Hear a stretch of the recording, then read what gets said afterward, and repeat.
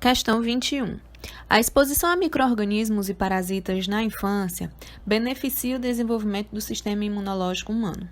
Por outro lado, essa exposição pode desencadear uma resposta imune aumentada, o que resulta em doenças alérgicas e autoimunes.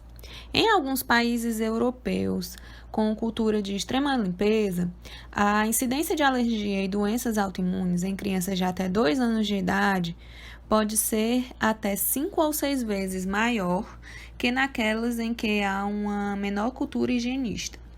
Análises metagenômicas indicam que a presença de micro-organismos encontrados em maior frequência em crianças de países com cultura de extrema limpeza pode produzir substâncias que inibem as respostas imunológicas, enquanto a presença da bactéria Escherichia coli, mais comum em crianças de países com menor cultura higienista, consegue tornar o sistema imune mais eficiente, o que reduz a prevalência de alergias e doenças. A respeito da temática tratada no texto, avalie as afirmações a seguir. 1. Micro-organismos de diferentes espécies desencadeiam os mesmos eventos imunológicos, o que favorece o desenvolvimento de respostas imunes mais eficazes. A gente sabe que o sistema imunológico ele é específico, né? Então, se a espécie de micro-organismo é diferente, a resposta imune também vai ser diferente, tá certo? Então, o item 1 estaria aí incorreto, tá? Item 2. Uma maior exposição a determinados grupos microbianos e de parasitas aumenta a capacidade de resposta do sistema imune. Sim, cada vez que você é exposto, né, a um determinado grupo microbiano, um determinado antígeno, tá certo? Você produz anticorpos específicos contra aquele antígeno. Portanto, né, a capacidade da resposta imune é aumentada. Em um segundo momento em que você seja novamente exposto a esse antígeno, né, você rapidamente, o seu sistema imune rapidamente vai responder, tá certo? Então, o item 2 está correto. No item 3, ele fala: o processo imunológico é multifatorial, por estar associado à composição genética dos indivíduos e a fatores ambientais. Com certeza, né? A gente sabe que o sistema imunológico é individual, né? Cada indivíduo, cada pessoa responde de uma forma a determinados antígenos, tá certo? E como eu respondo, não necessariamente vai ser a forma como você responde. Por isso que a gente tem as diferenças de doenças, né? Tem pessoas que contraem determinados tipos de doenças e ficam acamados, enfim, né? Ficam realmente debilitados. E outras pessoas contraem a mesma infecção, né? E não necessariamente reagem da mesma forma, tá? Por quê? Porque essa resposta é multifatorial, depende de vários fatores, inclusive fatores genéticos, ok? Então, o item 3 também está correto. E no item 4 ele fala: fatores epigenéticos podem resultar em modificações do padrão de resposta imunológica. O que seriam esses fatores epigenéticos, né? Eles são modificações do genoma que são herdados pelas próximas gerações, mas que não alteram a sequência do DNA, certo? Em outras palavras, essa herança epigenética ela depende de pequenas mudanças químicas no DNA e em proteínas que envolvem o DNA, mas não necessariamente o próprio DNA, a própria sequência genética, ok? De toda forma, né, são caracteres que são herdados nas próximas gerações. E a gente, como acabou de falar aí no item anterior, né, a genética, a composição genética do indivíduo está diretamente associada à sua resposta imunológica, tá certo? Então, o item 4 também está correto. Portanto, a gente conclui aí que a resposta, né, da questão 21 estão corretos os itens 2, 3 e 4, que é o que está descrito aí no item E. Questão 22. O Leotompithecus rosalia, mico-leão dourado, é uma espécie endêmica com distribuição restrita a remanescentes florestais severamente antropizados da Mata Atlântica, no estado do Rio de Janeiro. Embora a população dessa espécie esteja aumentando como resultado de esforços conservacionistas e da criação de áreas protegidas, ela ainda sofre com a fragmentação e seus efeitos secundários e permanece ameaçada de extinção. Nesse contexto, as áreas protegidas podem ser estabelecidas com vistas à conservação de espécies únicas, como a megafauna carismática, que cativa o público a exemplo do mico-leão dourado. Essas áreas de conservação geram benefícios diretos para toda a sociedade, no que diz respeito à proteção de mananciais de água, à regulação do clima, à contenção de erosões, ao oferecimento de oportunidades de lazer, com a apreciação de paisagens únicas, à manutenção das riquezas culturais e às possibilidades econômicas sustentáveis de desenvolvimento. Em relação ao tema tratado no texto, avalie as afirmações a seguir. 1. As espécies carismáticas ao público geral, como o mico-leão dourado, são importantes para a conservação de outras espécies que, embora menos carismáticas, são tão importantes ecologicamente quanto a primeira. Muito verdadeiro o item, né? Então, de fato, acaba se criando em torno dessas espécies ditas carismáticas ao público, né, uma área de conservação que, de certa forma, ou não de certa forma, mas que com certeza, né, respinga aí em outras espécies que sofrem tanto quanto a ação humana, né, com a ação humana, e isso também ajuda na conservação dessas outras espécies, tá certo? Então, o item 1 está verdadeiro, com certeza, tá? No item 2, ele fala: o valor de existência do mico-leão dourado decorre de sua importância ecológica na recuperação de ambientes antropizados, além de oferecer serviços ecossistêmicos para a espécie humana. Na realidade, o que foi descrito aí no item, né, decorrência de um esforço de conservação da espécie do mico-leão dourado, tá certo? Então, o seu valor de existência não decorre disso aí, tá certo? Isso aí na realidade, uma consequência, né, dos esforços voltados para a manutenção da espécie, ok? Então, o item 2 está incorreto. E no item 3, ele fala: as áreas protegidas perfazem uma estratégia de sustentabilidade financeira ao fornecer benefícios econômicos diretos e indiretos à sociedade humana, né? Foi o que a gente comentou aí no item 1, tá? Então, o item 3 também está verdadeiro.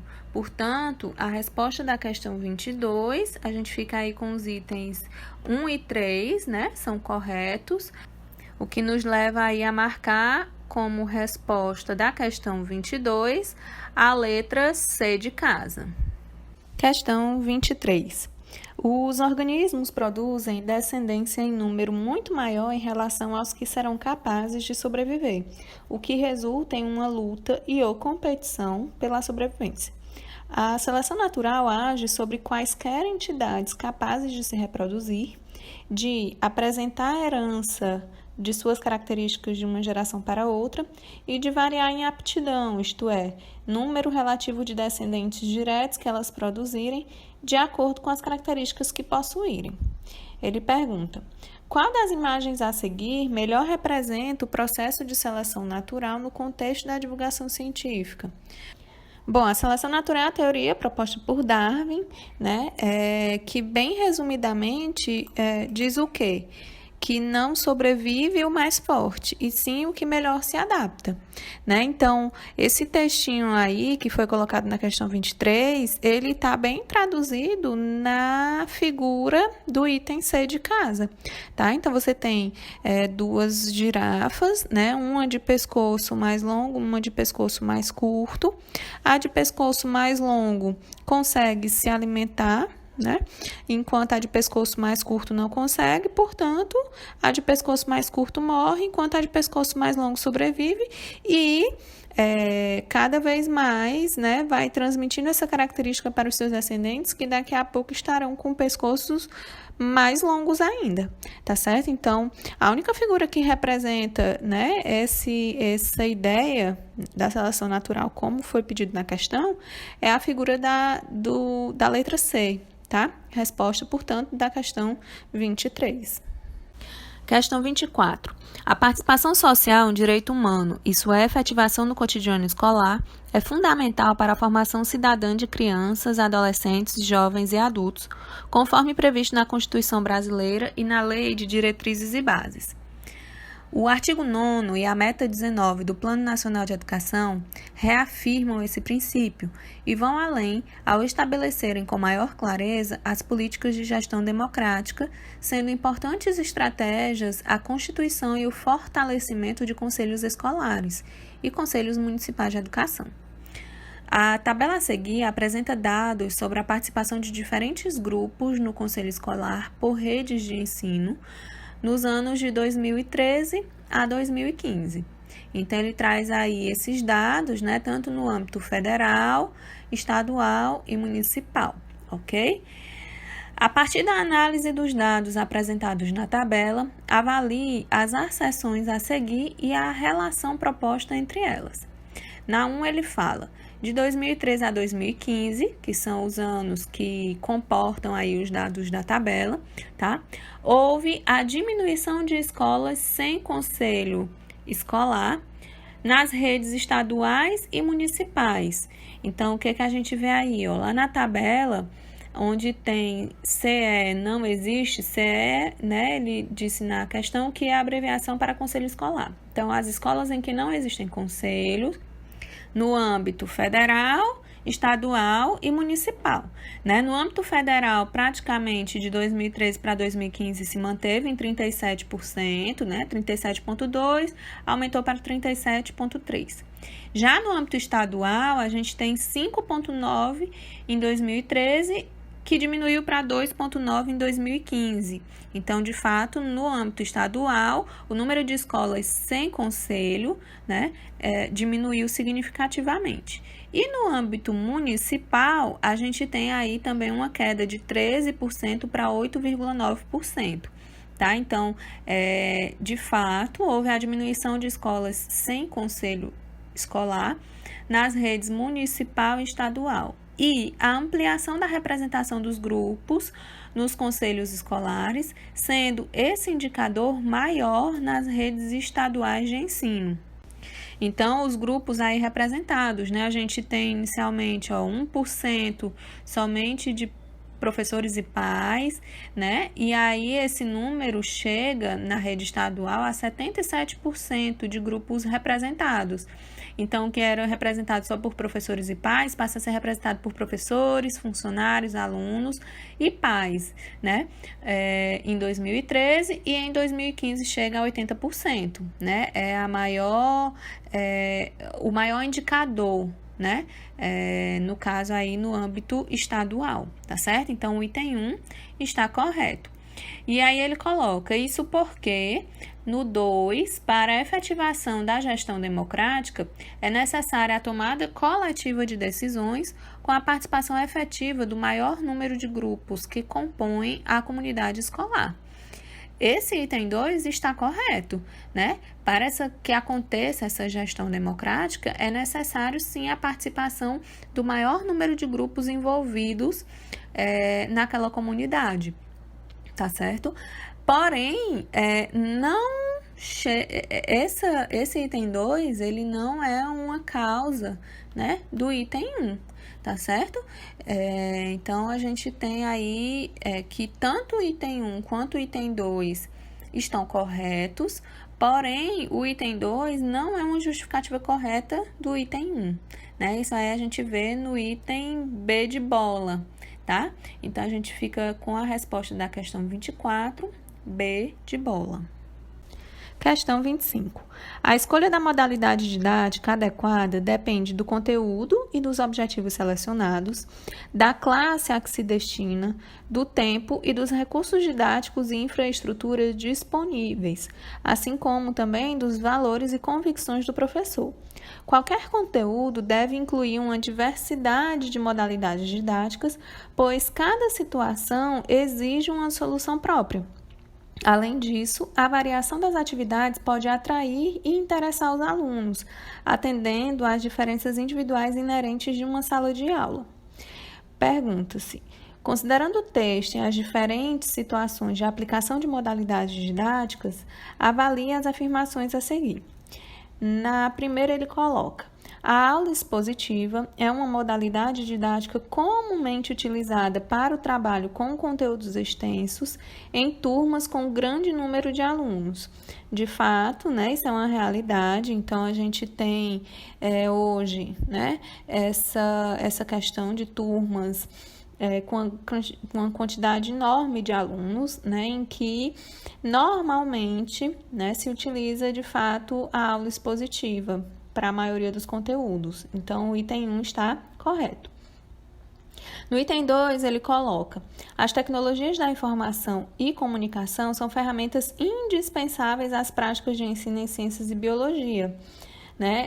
O que torna o item aí questionável é esse termo indispensáveis, Então, quer dizer que se a gente não utiliza esse tipo de tecnologia, esse tipo de modalidade didática, a gente não consegue ensinar ciências e biologia, Não, tá? Então, o item 2 está incorreto porque utilizou esse termo indispensáveis, tá certo?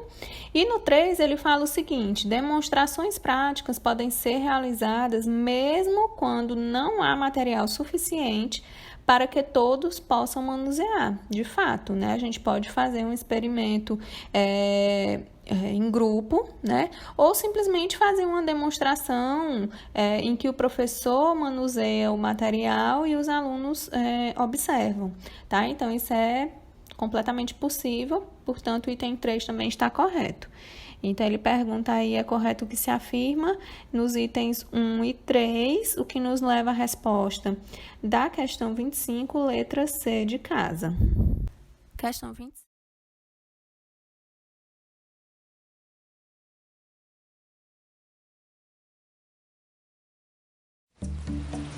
Começou com o amor pela natureza. Ele era fascinado pelos detalhes do mundo da natureza. Algo simples como a quantidade de terra que uma minhoca poderia cavar durante um dia era motivo de assombro para ele. E se transformou em um desejo ardente de entender. Quais são as leis da vida? Você consegue se imaginar sentado e dizendo para si mesmo que irá examinar esse assunto? Quais são as leis da vida? Foi o que Darwin anotou para si mesmo em seu caderno. E a coragem de falar a verdade. Ensinar sobre evolução naquela época era se declarar além do limite científico. Era ser um pária perigoso. Aventureiro científico, rebelde e opositor, e o homem que modificou para sempre nosso lugar no mundo. Charles Darwin, a voz da evolução. Distribuído por Logon. Versão brasileira, Sérgio Moreno. Charles Robert Darwin viveu uma vida dominada por poucas e poderosas influências. Ele nasceu em 1809, em uma época em que os homens não ousavam explorar questões profundas. Sua cidade natal, Shrewsbury, na Inglaterra, era repleta de uma paisagem rural belíssima, que o imbuiu do amor pela natureza. Sua mãe, inválida, vivia doente e pouco disponível para o pequeno Charles. Seu pai, Dr. Robert Darwin, era um aristocrata rico que governava a família com mão de ferro. Robert Darwin era um homem poderoso, um médico bem conhecido, rico, um bom investidor. Uma figura que marcava sua presença na zona rural. Era praticamente um aristocrata na região em que vivia.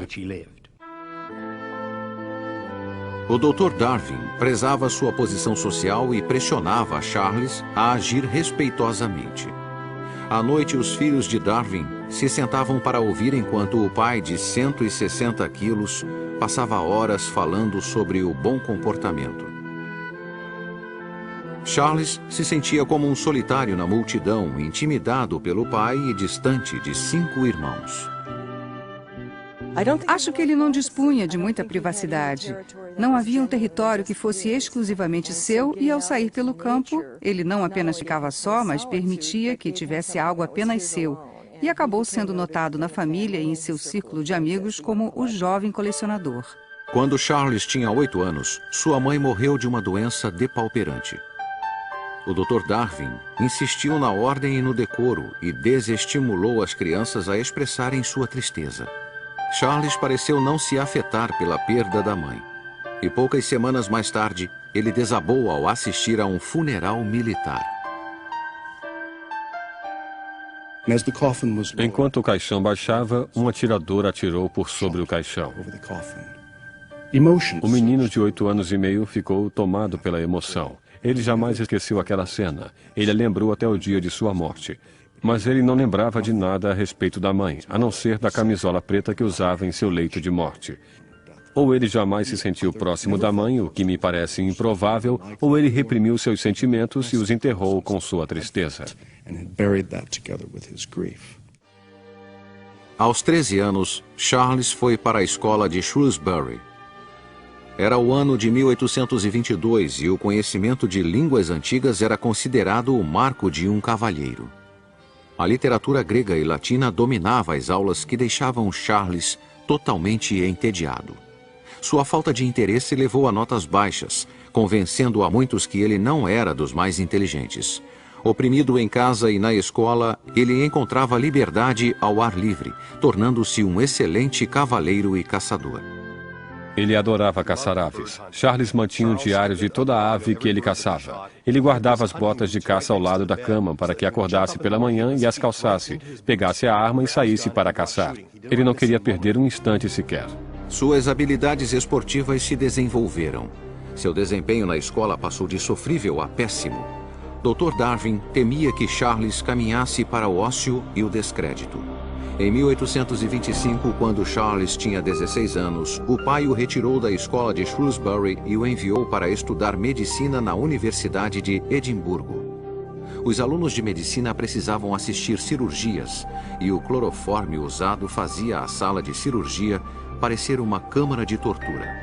Charles assistiu aterrorizado enquanto pacientes eram amarrados à mesa de operação e amordaçados para abafar seus gritos. Ele ficou devastado pelo sofrimento e saiu da sala para jamais voltar. Era sensível demais para se tornar médico e temia demais o pai para admitir o fracasso. Ele permaneceu em Edimburgo por 1 ano, escondido em sua vergonha. Quando finalmente voltou para casa, o pai propôs um novo caminho para a respeitabilidade. O pai disse, tudo bem, Charles. Se não quer ser médico, por que não ser um sacerdote? Você não precisa ter tanta fé para isso. A maioria dos sacerdotes não a tem, mas não conte isso para sua esposa. Guarde isso para si e será convidado para as melhores festas. Você terá um belo salário, uma bela casa e terá tempo livre para vagar pelo campo, colecionando besouros e ninhos de pássaros. Charles concordou em estudar para ser pastor, ávido por uma chance de se redimir. E graças à riqueza e à influência do pai, ele foi prontamente aceito na Universidade de Cambridge. Aos 22 anos, ele se liberou e curtiu os prazeres da juventude. Ele gostava de beber uísque e jogava 21 até de manhã. Saía com uma jovem chamada Fanny Owen, sua primeira namorada. Ele parecia mais perdido que nunca. Até que encontrou um homem que mudou sua vida. O professor John Henslow, clérigo de profissão e botânico amador, que despertou a paixão adormecida de Darwin pelo mundo da natureza. Suas longas caminhadas eram tão comuns que Darwin era chamado o homem que anda com Henslow.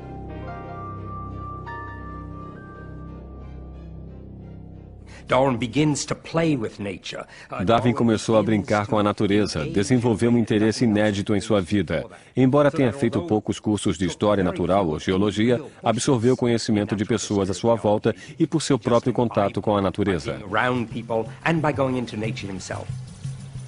Ele se tornou um ávido colecionador de plantas e animais, com zelo especial por espécies de besouros. Ele pegou um besouro em uma das mãos e viu outra espécie rara e o pegou com a outra mão. Viu um terceiro e queria muito aquele besouro. Então colocou o segundo na boca enquanto pegava o terceiro. Mas o segundo besouro lançou um líquido ruim e Darwin o cuspiu, deixando cair o terceiro besouro, ficando apenas com um besouro e com um gosto ruim na boca. Ele devorava longos relatos de vários volumes de exploração científica e sonhava com aventuras distantes. Ele negligenciava os estudos e quase saiu de Cambridge sem um diploma de teologia. E então, ao visitar Shrewsbury, recebe uma carta do professor Henslow. O navio real, o HMS Beagle, zarparia em breve para uma viagem ao redor do mundo. O capitão procurava um jovem parceiro e naturalista. Estaria Darwin interessado? Darwin ficou exultante. Ele estava ansioso para conhecer o mundo. Estava entusiasmado em viajar, mas quando foi para a cama naquela noite, escreveu em seu diário: "Recusei a oferta de viagem." E o motivo foi a recusa do pai em lhe dar permissão. Dr. Darwin really was afraid to lose. Dr. Darwin tinha medo de perder o filho. Milhares de jovens partiram em aventuras durante a época do Império Colonial Britânico. Muitos deles jamais voltaram. Tentou de todas as formas convencer Charles de que era uma má ideia, mas quando viu que Charles estava determinado a ir, disse: "Tudo bem, se me apresentar um homem de discernimento que aprove essa ideia maluca, eu te dou permissão." Approve of this mad scheme, I'll go along with it. Charles encontrou esse homem no tio, Josiah Wedgwood, que persuadiu o Dr. Darwin a custear a viagem do filho. Charles ficou exultante e apreensivo. Darwin não imaginava o significado daquela viagem. Não sabia se sobreviveria. Esperava convencer as pessoas que respeitava, principalmente em casa, aqueles dos quais queria a aprovação. Seu pai, seus professores de Cambridge, de que era capaz de ser alguém. Possuía um desejo ardente de fazer isso.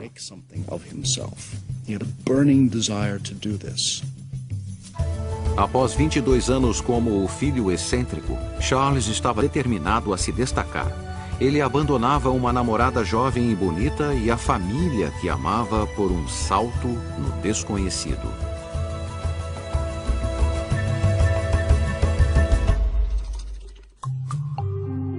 Charles Darwin havia sonhado em viajar pelo mundo e em 1831 seu sonho parecia estar ao seu alcance. A coroa britânica havia designado o HMS Beagle para mapear rotas marinhas ao longo da América do Sul e o capitão procurava um naturalista para a viagem. Darwin, aos 22 anos, enfrentaria um obstáculo: a aprovação do capitão Fitzroy. Fitzroy era um entusiasta da chamada fisionomia, a ideia de revelar o caráter de um homem pelos traços do rosto ou pela forma do corpo. E Fitzroy não gostou do formato do nariz de Darwin. Achou que poderiam não se dar bem juntos. Seus modos cavalheirescos e paixão pela viagem convenceram Fitzroy. Darwin ficou exultante até que viu o Beagle. Ele o olhou. Tinha 27 metros de comprimento. Era pequeno. 7 metros de largura no seu ponto mais largo. Era pequeno. Olhou o camarote que teria que compartilhar. Precisava se curvar para entrar. Ele tinha 1,82 m e o teto era mais baixo. Seriam seus aposentos, o que claramente lhe dava uma sensação de claustrofobia. Das cartas de Darwin às irmãs, pais e amigos, vê-se que estava tomado por uma sensação de pânico. Deveria voltar atrás, mas é claro que não poderia. Ele sabia disso, era um cavalheiro, havia aceitado. Darwin chamou o camarote confinado de mal incessante. Ele se perguntava como 74 homens poderiam conviver durante os próximos 3 ou 5 anos quando soube que a embarcação era uma fragata, uma classe de embarcação instável conhecida como caixão flutuante. O navio ficou ancorado por meses esperando pelo bom tempo. Certa noite, alguns marinheiros se embebedaram. Na manhã seguinte, Fitzroy mandou que fossem açoitados. Darwin ficou horrorizado com o corretivo brutal e se perguntou se aguentaria uma viagem longa. Ele ficou tão ansioso que passou a ter dores torácicas. Finalmente, o Beagle zarpou e ele imediatamente descobriu um novo tormento. O pior de tudo era o enjoo. Ele sofria de enjoo no mar, como todos os Darwin, inclusive eu, através de gerações. É uma herança difícil que me faz vomitar o tempo todo. E o que surpreendeu a mim e a outras pessoas foi que ele sobreviveu apesar do enjoo, já que passou pelos piores mares do mundo. Nem mesmo o sono lhe trazia a paz.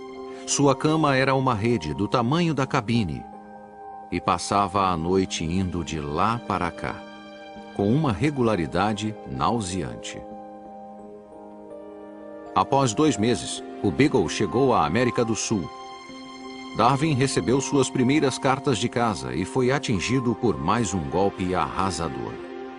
Quando Darwin partiu, tinha uma namorada. Seu nome era Fanny Owen. Eles costumavam deitar nas plantações de morango e comer morango juntos.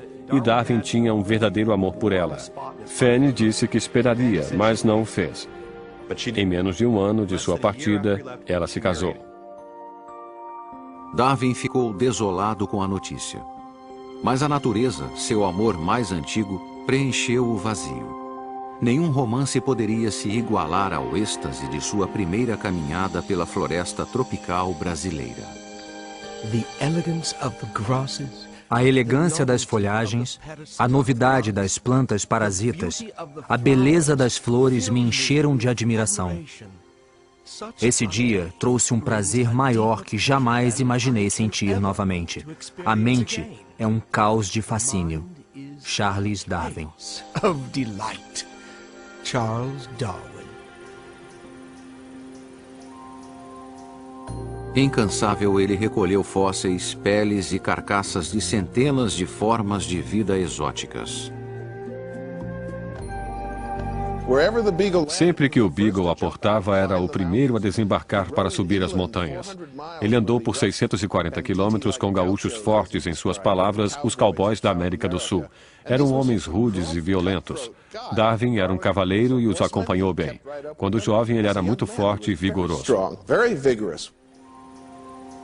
Seus modos gentis conquistavam tanto nativos quanto seus rabugentos companheiros de viagem. Os marujos o chamavam de filo ou filósofo e o achavam excêntrico, mas inofensivo. Eles construíram barris para guardar sua coleção crescente de espécimes raros. Eles achavam que era importante e tinham razão. Ele havia se disposto a decifrar o enigma da intricada teia da natureza passo a passo. Ele descobriu um indício essencial nas montanhas acima da cidade de Salvador.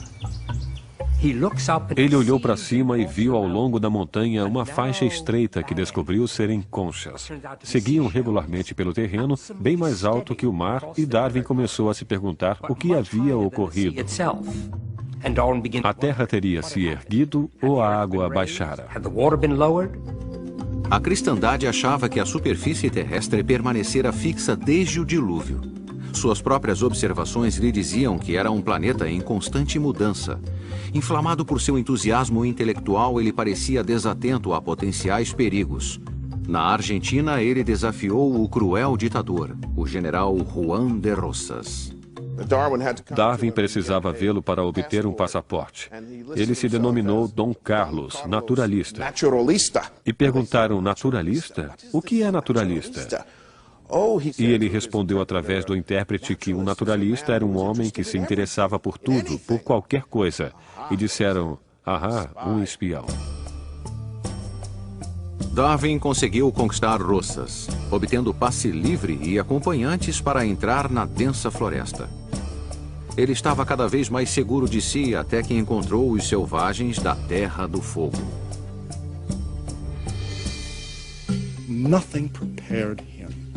Nada o havia preparado para as qualidades animalescas, a nudez, o primitivismo, dormindo enroscados no chão. Ele mal podia crer que o mesmo Deus havia criado humanos tão rudes, humanos tão elevados como ele próprio, e ainda os refinados professores de Cambridge. A experiência o convenceu de que o homem seguramente tinha raízes no reino animal. Todas as criaturas da Terra tinham parentesco e eram vulneráveis aos caprichos da natureza. Darwin chegou muito perto de não modificar o curso da história ocidental quando passaram pela primeira vez pelo Cabo Horn. Havia ondas imensas e o Beagle foi assolado 3 vezes e, finalmente, na terceira, se inclinou para o lado e a cabine de popa começou a encher de água e os barcos se soltaram. Se houvesse um quarto vagalhão, todos estariam perdidos. Darwin periodicamente encaixotava espécimes e os enviava ao professor Henslow, em Cambridge.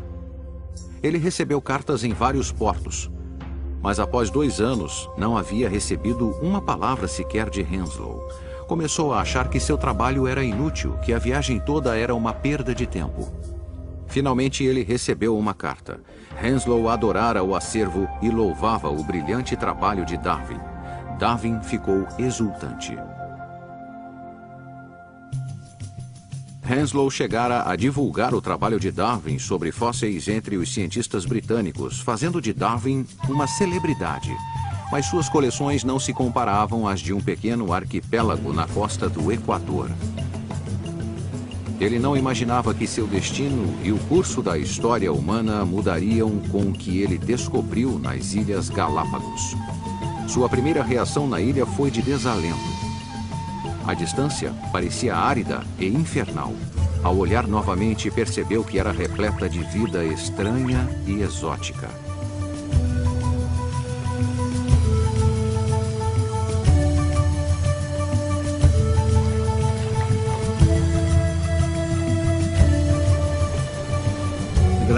Os Galápagos que ele encontrou eram uma espécie de laboratório ao ar livre, algo pré-histórico e ainda existente naquele tempo. Era o local mais extraordinário onde o homem jamais pisara até os últimos 100 anos. E nenhum animal tinha medo dos homens, o que era emocionante. Darwin se aproveitou de sua mansidão e andou no casco de tartarugas gigantes. Ele notou que elas e outros animais existiam com pequenas variações em cada ilha. Os tentilhões de uma ilha tinham bicos longos para pegar insetos. Os de outra possuíam bicos fortes para esmagar nozes, e mesmo assim ele percebeu que cada espécie deveria ter vindo de um ancestral comum. A Bíblia dizia que as espécies foram pré-determinadas na criação. Os Galápagos sugeriam que os animais se desenvolviam. A descoberta de Darwin parecia desafiar a Deus. Ele escreveu a um amigo: "É como confessar um assassinato, mas preciso acreditar que as espécies podem se modificar, evoluir." Bom, era como um assassinato, porque um assassinato é um crime capital. Os assassinos são punidos. Darwin sentiu que seria punido. Darwin lutara a vida toda para seguir os princípios do bom comportamento ensinados pelo pai. Ele havia estudado medicina e religião para se enquadrar em uma sociedade respeitável. Agora sua mente estava arrebatada por uma ideia que ameaçava subverter a ordem estabelecida e torná-lo um pária.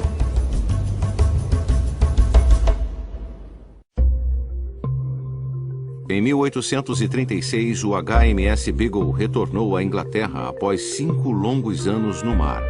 Charles Darwin havia começado a viagem como um jovem assustado recém-saído da faculdade. Ele a terminou como um homem confiante de 27 anos. Havia sobrevivido a constantes enjoos e a perigosos nativos, e apesar disso havia feito um trabalho brilhante como naturalista.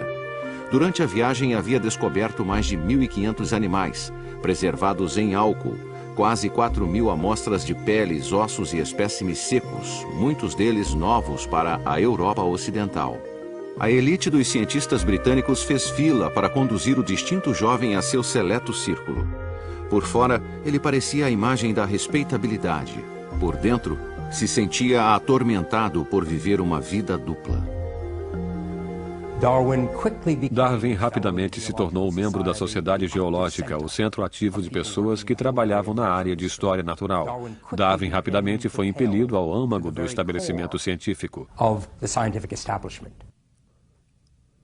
Foi apresentado ao clube de elite de cavalheiros, o Athenaeum. Estava ladeado pelos grandiosos e distintos. Pessoas que o amaldiçoariam e arruinariam sua carreira profissional se soubessem que, secretamente, era partidário da transmutação. A transmutação, como a evolução era chamada na época, dominava seus pensamentos íntimos. Convencido de que espécies se modificam, ele se voltou para o próximo mistério. Por qual mecanismo elas se transformam? Uma viagem de descoberta não se resume a ver novas paisagens, mas voltar para casa e ver a paisagem familiar sob um novo olhar. E foi exatamente o que Darwin fez quando chegou do Beagle. Continuou seus estudos e suas explorações em seu próprio quintal na zona rural inglesa. Estudou como criadores de cavalos e pombos obtinham uma característica desejada e se perguntava se a natureza usaria um método similar. Em 1838, o esboço de sua teoria estava claro.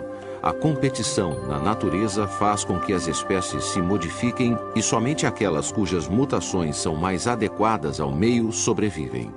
Em resumo, somente os mais aptos sobrevivem.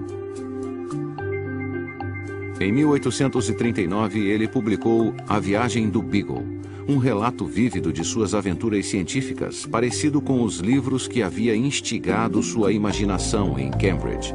Tornou-se um best-seller imediato, confirmou sua posição científica e lhe trouxe a aclamação pública. Agora, aos 30 anos, ele pensava na questão do casamento.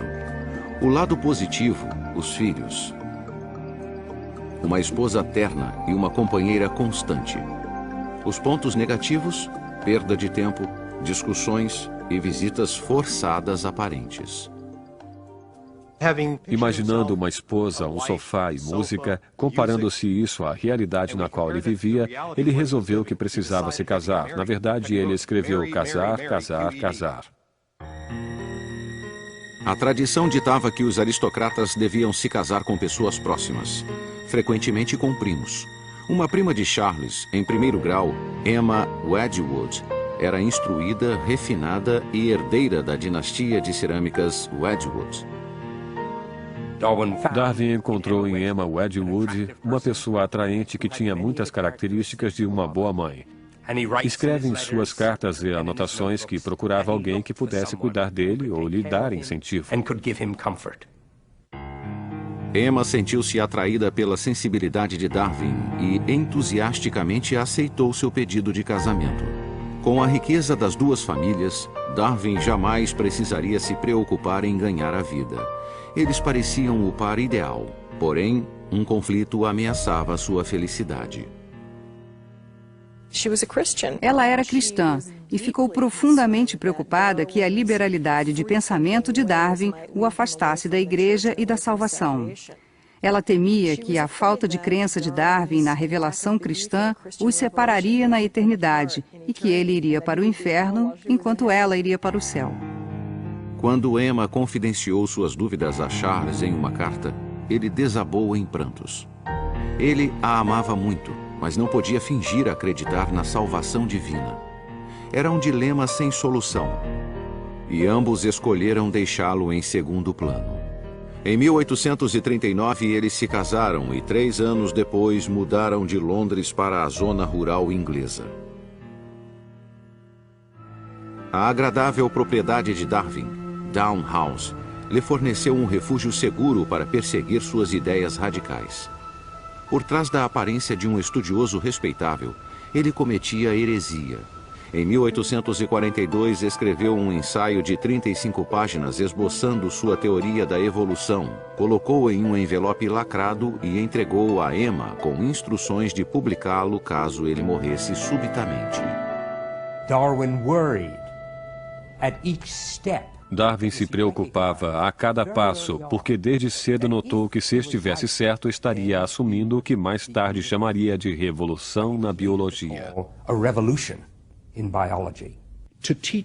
Ensinar a evolução, naquele tempo, era se declarar além da fronteira científica, ser um pária, ser perigoso.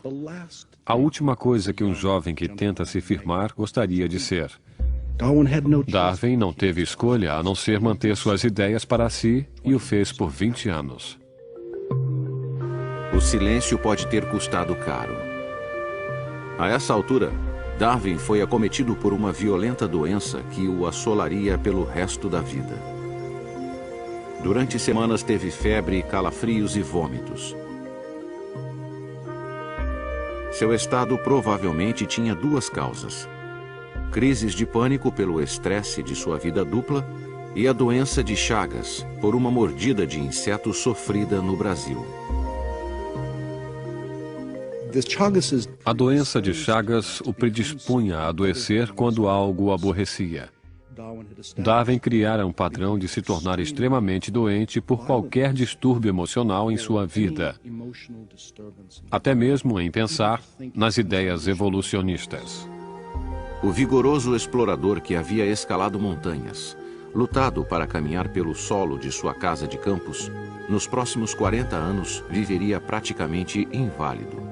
Raramente saía de casa, conseguindo trabalhar apenas 2 ou 3 horas por dia. Eu sou um cão adulto, tedioso e desanimado perto do que era.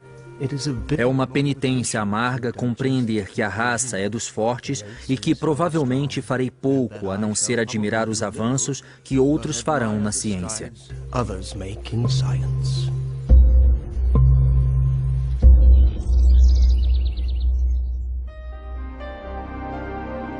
Darwin passou grande parte da década de 1840 fugindo do segredo bloqueado em sua mente. Sua teoria da evolução era explosiva demais para ser transmitida ao mundo. Poderia arruinar sua reputação e a de sua família. Problemas crônicos de saúde limitavam seu trabalho diário a poucas horas, tempo que era gasto explorando os menores detalhes da natureza. Ele dedicou 8 anos a uma análise exaustiva dos cirrípedes marinhos. Durante muito tempo, a casa de Darwin era o mundo dos cirrípedes. Havia cirrípedes em jarros por toda a parte. Há uma história de que um amigo do filho de Darwin o visitou e perguntou: onde o seu pai trabalha com os crustáceos? Sua doença o confinou a Down House e o forçou a trazer para si o mundo exterior através de um vasto universo de correspondência. Ele buscava informações com o mesmo apreço que havia colecionado besouros. Entrava em contato com todos, desde marujos a missionários e naturalistas, em busca de espécimes distantes e descobertas científicas. Ele trabalhava com afinco, escrevia cartas dia após dia, quer estivesse doente ou bem. Darwin escrevia cartas para outros cientistas explorando suas ideias. Onde viu isso? Onde encontrou aquilo? Você já ouviu falar disso? Então havia uma fascinante tensão entre Darwin, o consumado cientista internacional, e Darwin, o recluso.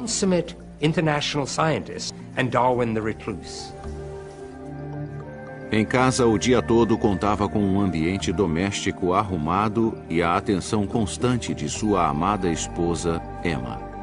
Ela era sua enfermeira e protetora, abrigando-o de visitas não desejáveis. Quando estava cansado demais para trabalhar, ela lia alto ou tocava piano para ele. Eles tiveram 10 filhos. 7 viveram até a idade adulta. Em uma época de pais distantes e autoritários, como seu próprio pai, Darwin abertamente amava e venerava os filhos.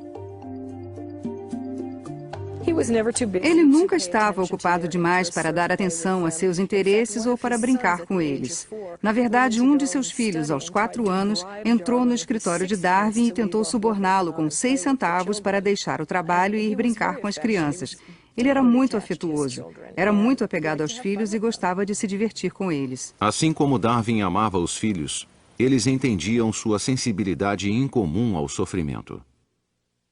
Quando as crianças se machucavam, sofriam um corte ou um arranhão, elas esperavam no corredor do escritório de Darwin até que ele saísse para colocarem curativos, porque a visão de ferimentos o deixava devastado e eles queriam poupá-lo desse sofrimento. Ele tinha uma ligação especial com a filha mais velha, Annie. Uma criança alegre e otimista, ela se tornou sua companheira constante. Ela era uma criança linda e Darwin achava que ela seria a filha que cuidaria dele em sua idade avançada. Ela brincava calmamente perto de sua cadeira enquanto ele fazia suas pesquisas. Era a única filha que ficava no escritório enquanto ele trabalhava. Aos 9 anos, o espírito alegre de Annie começou a desvanecer. Por um período de meses, foi enfraquecendo cada vez mais, resistente a todas as tentativas de cura. Darwin freneticamente consultava um especialista após outro. Finalmente, sozinho ao lado de seu leito, ele a viu partir, sem nada poder fazer. Ele ficou lá e a observou até a morte no final da semana de Páscoa de 1851. Quando ela se foi, se deu conta de que não havia ressurreição. E acho que a morte de Annie, esmagada pela luta pela vida, marca o fim da crença de Darwin em um universo justo e ético.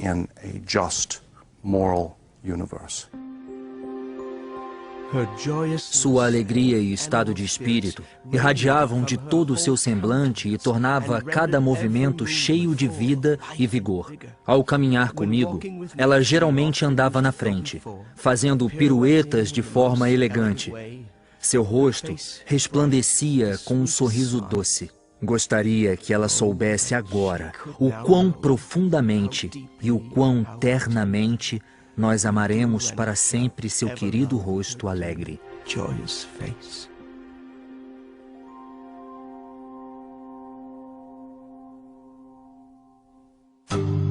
Após a morte de Annie, Darwin retomou o trabalho adiado por tanto tempo, a revelação pública de sua teoria da evolução. Ele passou anos escrevendo, refinando, aperfeiçoando seu livro, até que um incidente em 1858 repentinamente o reanimou. Havia esperado 20 anos para publicar, e agora o naturalista inglês Alfred Wallace havia independentemente desenvolvido ideias similares sobre a evolução e a seleção natural. Darwin estava determinado a reivindicar crédito público por sua ideia revolucionária e irrompeu em um frenesi de escrever durante 13 meses. Ele sabia que seu livro ameaçaria sua reputação e colocaria em perigo o futuro dos filhos. E o pior de tudo, traria sofrimento para uma mulher que ele chamava de meu anjo. Emma, a esposa, era uma cristã devota. Darwin a amava, a respeitava verdadeiramente. E, portanto, fazer algo que obviamente a magoaria era algo que ele detestaria fazer. E mesmo assim, estava claro para ele, desde o início, que a ideia que ele lançava era algo que ela teria extrema dificuldade em lidar. Porque a evolução implicava que os humanos eram meramente animais sem uma alma imortal, os cristãos a consideravam imoral. Sem a alma não há incentivo para se viver uma vida de bem. Não há paraíso ou inferno, não há recompensas nem punições. E enquanto lutava para terminar o livro, Darwin sentia que sofria por seus pecados. Ele tinha furúnculos, caiu e machucou a perna, mal podia andar. Vivia vomitando e tentava corrigir a prova do livro e enviava cartas para acompanhar as cópias de apresentação para seus amigos de Cambridge, seus clérigos. E ele dizia, ansiarão por me crucificar vivo e assim por diante. Realmente sentimentos muito fortes de medo que reagissem contra o livro ao qual dedicara a sua vida. Ele sentia o peso do mundo nos ombros. Durante 20 anos, havia lutado contra seu destino. Durante 20 anos, vivera uma vida dupla. Agora, seu silêncio terminara. Em novembro de 1859, ele publicou A Origem das Espécies e aguardou pela tempestade.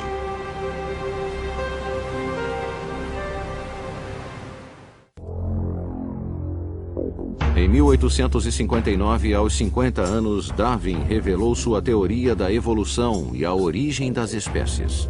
Isso causou um alvoroço imediato. A primeira impressão de 1.250 exemplares vendeu em um único dia. Darwin e sua teoria foram incompreendidos. As pessoas acreditam hoje que ele disse que descendemos dos macacos. Ele jamais disse isso. Disse que macacos e humanos vieram de um ancestral comum e seguiram um caminho diferente. Para a Inglaterra vitoriana, a evolução de animais inferiores parecia extremamente improvável. Darwin foi ridicularizado, zombaram de sua teoria. Sua barba branca era uma dádiva aos caricaturistas, inspirando uma legião de desenhos comparando-o a peludos macacos. A igreja anglicana dominava como a igreja oficial na Inglaterra. A teoria de Darwin implicava que a autoridade eclesiástica era, no mínimo, supérflua e, no máximo, fraudulenta. E isso era terrivelmente ameaçador aos pilares da sociedade estabelecida. Era citado o que acontecera na França no século anterior, quando o pensamento liberal e ideias radicais haviam estimulado as classes mais baixas a questionar a ordem estabelecida, e vejam só o que aconteceu. Muitos perderam a cabeça. Ninguém queria que aquilo acontecesse na Inglaterra. Publicamente, os debates encolerizavam criacionistas e evolucionistas. Darwin superava a controvérsia na segurança de Downhouse e trabalhava nos bastidores para obter suporte à sua teoria na elite de cientistas. Darwin entendeu o valor de relações públicas. Ele fez uma campanha consciente para converter os 10 ou 15 homens mais notórios na ciência ao evolucionismo e mantinha uma lista de quem estava indeciso, quem era a favor e quem era contra ele. A opinião pública e intelectual foi aos poucos se voltando a seu favor. Ninguém com mente aberta poderia ignorá-la. Até alguns religiosos concordaram que Deus poderia ter criado a vida na Terra para que as criaturas que criou evoluíssem e se modificassem.